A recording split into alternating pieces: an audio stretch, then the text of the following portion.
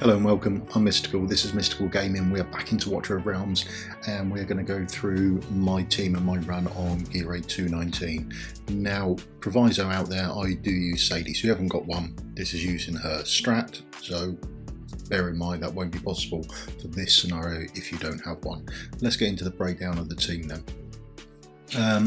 Starting from top left and going across, we've got Layla is down as a healer and a rage regen. I think you could swap her out and use Hollow if you wanted to. I don't think she is essential to this. Then just because they come from the same affinity, then we've got Idril, and then after that, again for the affinity buff, we don't actually use him, but we've got Lightlock down there as a healer. We do use Volca. Now we don't use her for anything to actually do, she just gets placed down to supply the healing.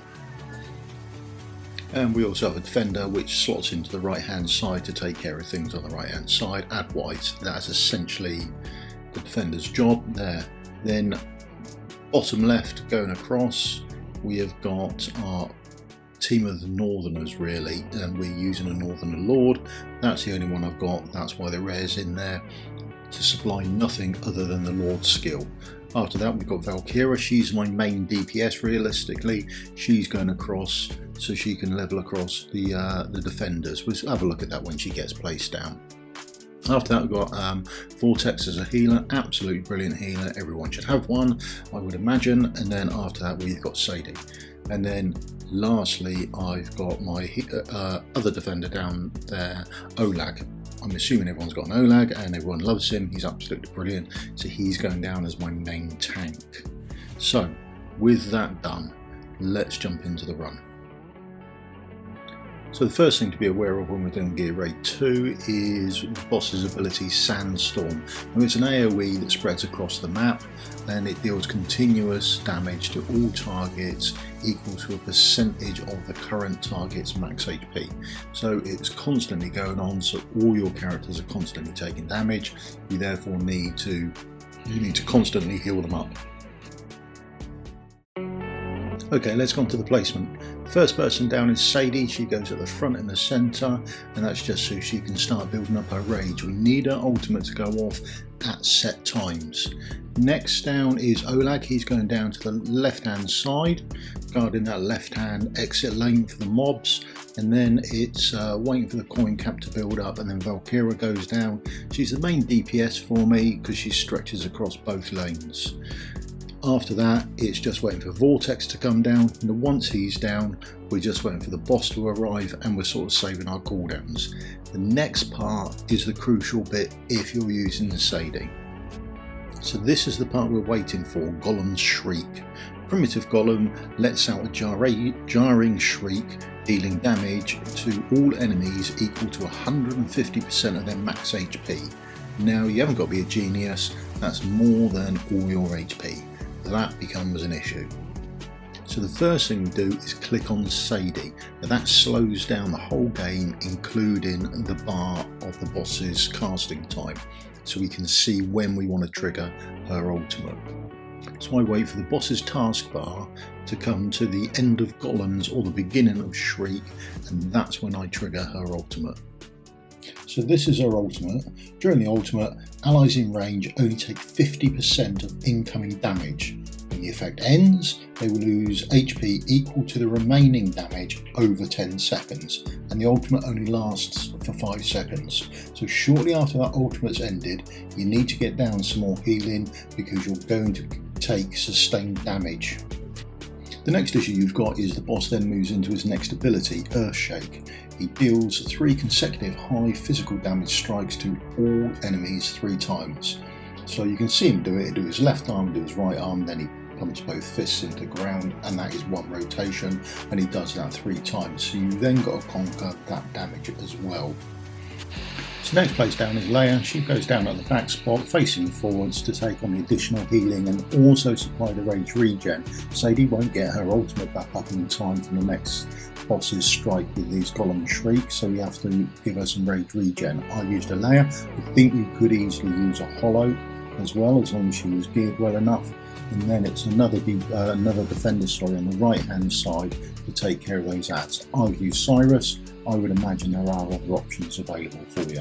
Now we're moving into the last phase realistically of the fight. We've got 6 more ads coming down.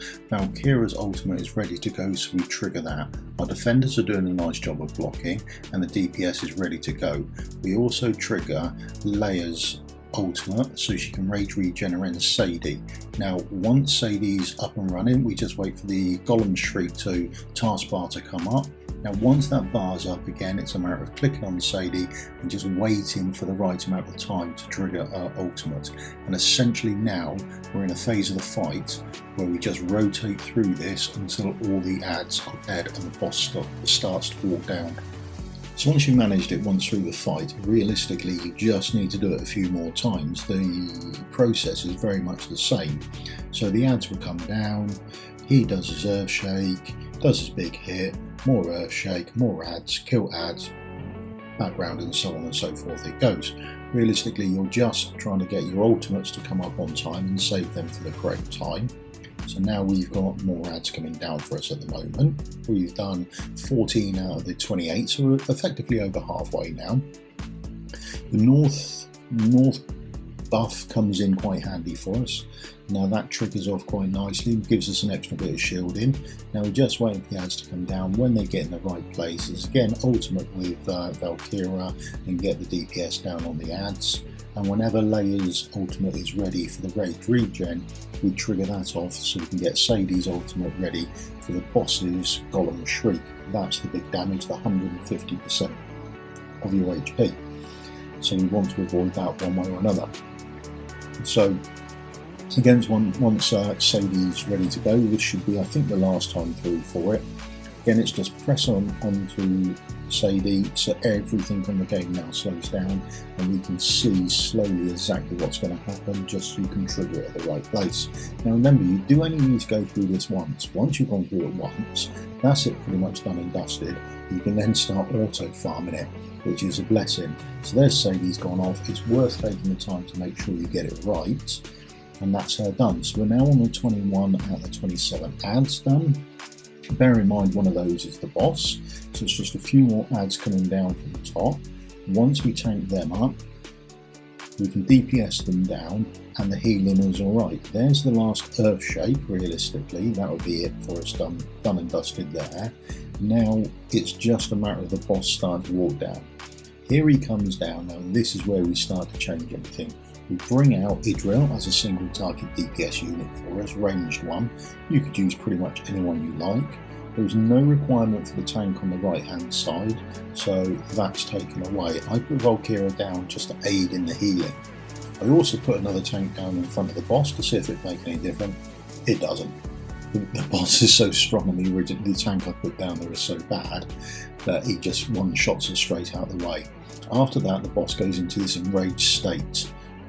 You can let him kill the tank and then just put another tank down. That will kill off the enraged state.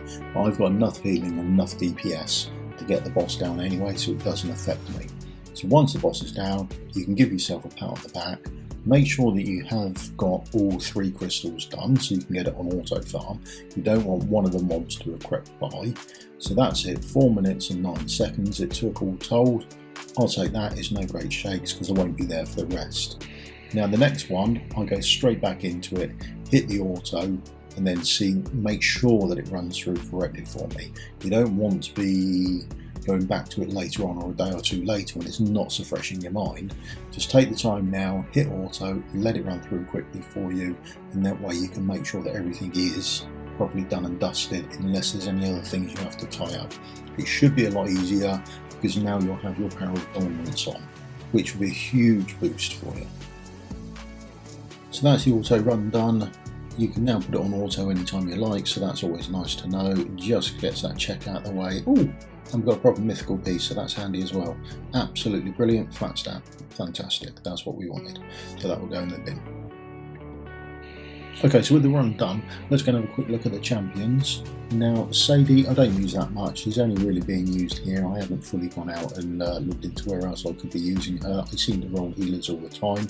I'm expecting this weekend not to get Artemis, who I actually want, but her gear's at 12, but she's mostly used realistically for her ultimate to get stage 19 done out of the way. I don't think she's strong enough to do stage 20, so I won't be able to use this technique for that. So I'm not overly concerned in putting a lot of gear or resources into her. Vortex I tend to use more often, so he's got marginally better gear on, not massively better. Most of this is 12 as well, so his gear isn't fantastic, but he does get used a bit more often. Now there's Leia. I use her as often as I can. I really do like her Rage as a champ. I like the Rage regen that comes with it. It's sort of like a hollow on steroids. That's always nice because of the healing she pumps out as well. So she's got the best gear on, and that is fully rolled up to 16. Now everyone's favourite tank, Olag, he's probably got the best gear on that I've got for a tank. I haven't rolled up the left hand side, I mean, let's not get overly cautious about it, but he is HP, HP and HP, and then on the left hand side there's a set that gives him HP as well, and that's essentially I've got with him. Also, when I'm looking for HP, I've also generally got defense percentage on there, and hopefully the 2 HP and defense flat stats as well. And there's the life force giving the additional 25% HP. Now, Cyrus, on the other hand, I don't really know what to do with him. I should look into it and build him properly. As you can see, his gear is terrible. It's a bit all over the place, and I don't really know to build him with as a defender or build him with as an attack, or I might start looking for HP stuff with crit rate and attack percent. I don't know. I'll sort something out with him one day, but at the moment he's just in sort of a mixed match of stuff, and his gear isn't particularly good. So lastly, that brings on to us to Valkyria. She's got pretty much some of the best gear I've got on this account. She's over crit rated, so I might have to sort that out one day, but she does the job at the moment, and she is probably the best DPS, not the best, maybe one of the best DPSs that I've got in the game. I've got set down as well, but she's definitely up there as one of my top DPSs. The artifact I've used, I've given her extra DPS as the range increases as you attack more enemies, so she probably does more damage to the ads on the right hand side who've got less healing with that tank. That offset that ability somewhat. Now, I hope you found the guide helpful. I hope it's useful for you. If you can leave us a thumbs up and subscribe, that would be helpful, and I'll see you on a video again soon, and we'll probably start looking through how these mythical sets actually work. Is the description the same as how they actually work, or is it like the Soulbound Arcana set that are horrifically bugged? I'll link that video at the end for you. Thanks so much for your time. Goodbye.